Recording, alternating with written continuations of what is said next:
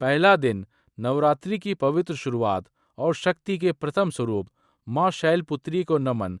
कहानी शुरू होती है उस समय से जब देवी सती ने अपने पिता दक्ष के यज्ञ में अपमान सहा। अपने पति भगवान शिव का अपमान वो सह नहीं पाई।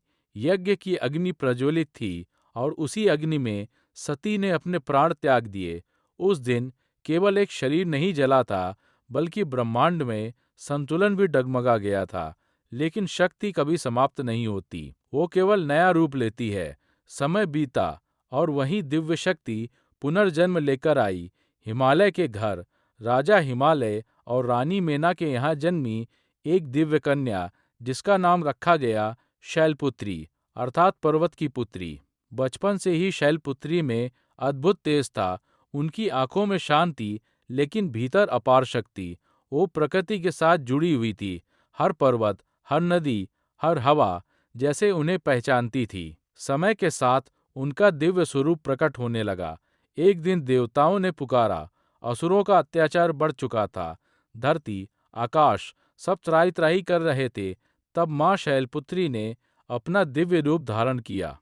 वो वृषभ नंदी पर सवार हुई, एक हाथ में त्रिशूल, दूसरे में कमल। उनका चेहरा शांत था, लेकिन आंखों में न्याय की ज्वाला थी।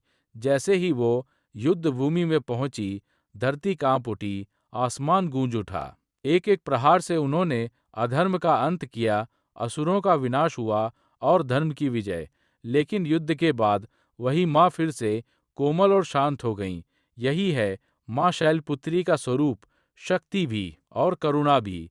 नवरात्रि का पहला दिन हमें सिखाता है कि जीवन में कितनी भी कठिन शुरुआत क्यों ना हो, अगर हमारे भीतर विश्वास और शक्ति है, तो हम हर अंधकार को हराकर अपने जीवन में नई रोशनी ला सकते हैं। तो इस पावन दिन पर पूरे श्रद्धा और विश्वास के साथ बोलिए, जय माता दी।